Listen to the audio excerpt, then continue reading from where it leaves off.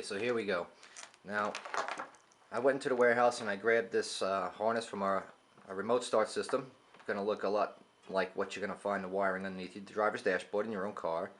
So we're going to use this as the wires we're going to connect to, and I grabbed this little skinny green wire. So let's just say that this here is the wire you're going to connect from your alarm or your remote start, and connecting it to this. This tool we ain't going to use. This I'm going to use in a second, in case you don't have a couple of these tools that I'm going to use. Of course, I'm going to use a regular wire stripper, you know, basic Klein deal, nothing too fancy. That we ain't going to use. That we definitely ain't going to use. This here, the hook tool. If you don't have one of these, what the hell are you waiting for? Go buy one. These things are the best. Hook tools are, they're the shit. A couple wire ties. That's an optional thing, and of course, this is the tool that you see I used in my video. This is called an insulation stripper. Okay, it's adjustable. It's got a little adjusting screw on there, so you can adjust it for different widths of wire. Mine I have set just a hair back, so that way it's almost self-adjusting. This is a good tool to invest in. You know, the wire cutter is pretty useless, but for wire stripping purposes, man, you can't beat this thing. All right, so let's do this. Okay, let's just say we're going to tap onto this red. I'm going to grab that wire stripper, place it on there, strip it. Right there I got about a 1/4 inch of wire exposed. I'm going to hit it again. Yeah, actually that's about right. All you need is about a 1/2 inch. That's about all you need. Then you take that hook tool. If you don't have one of these, whatever you got lying around that's pointy will work, but you know, why struggle? You know, you could take something like this, it slides in there nice like butter. You can't beat that. Okay, grab your wire that you're going to use to connect into it.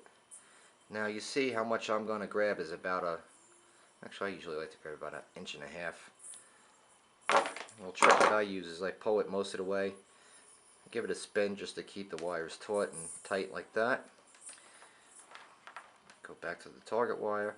Now the hole is there.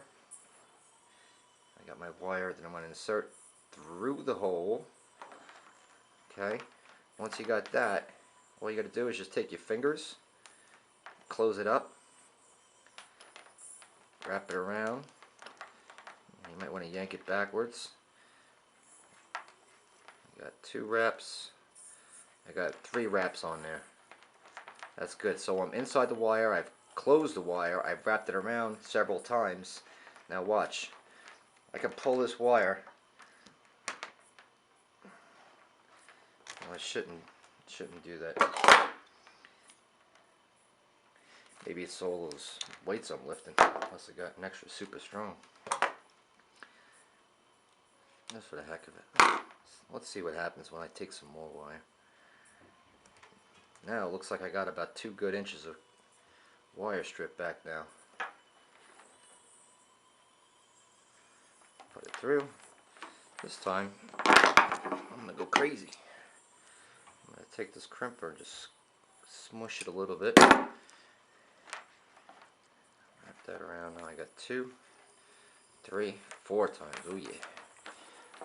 Now I'm pulling that thing as hard as I can. That thing ain't coming off. That bitch is on there. So that is how the connection is made. Just like so. You can grab a little bit of tape. Go on there. Start in the front. And when you do this, pull it tight, especially on that first wrap, because that's what's going to adhere that new wire onto the existing one.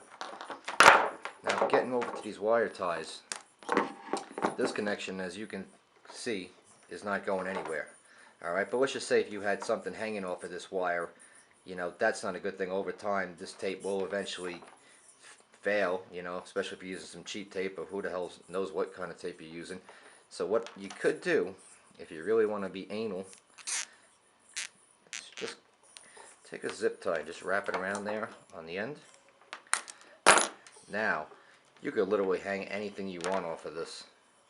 You can hang a 100-pound dumbbell off of that. That ain't gonna come off ever. And you just do that on all your connections. And see how nice that looks? And if ever down the road, if you ever had to rip the system out, it's totally reversible. Cut that off, pull the tape off, yank that out, insulate it like it was never even there. I mean, you could never do that when you're using solder, and that's why I am not a fan of solder. Solder is good for certain things.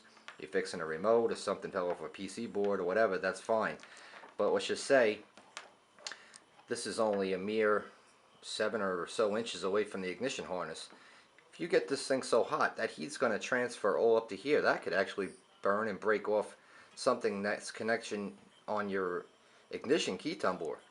That's something you could do without, man, because your car ain't going to start if you don't know how to do soldering properly. So you know what? If you're a novice at solder, you just don't like solder, you don't like the fancy getting burned. I've had friends that the whole fingers are all blistered up because they don't know what the hell they're doing.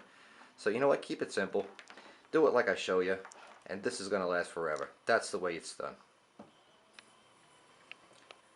Okay, now that you've seen it with my wire stripper, I'm going to show you how to do it for the people that are disadvantaged and don't have a wire stripper. If you do this stuff and you do it regularly, or if you're just crazy like me and just like to own every tool that there is just because you can, yeah, good for you. You're my kind of guy. But if you're not, you can struggle, and you can do it this way. You're not going to harm your wiring. You don't have to get all upset here. You're just rubbing a razor blade against the wire. And you could do this. You risk cutting yourself, which I've done 100 times, which is why I own this now. I used to do this all day long, sitting there on a milk crate in Hempstead Saturn doing alarms all day long. Boy, your hands look ugly, man. You get cut a lot. You see how long this is taking? This is almost like, come on. But I did finally achieve my goal. I mean, it looks the same as how mine looked when I did the installation stripper, you know, but, you know, whatever. If you want to do it the cheap way, you know, do it without the stripper, fine. And then just do the rest just like I did in part 1. There it is.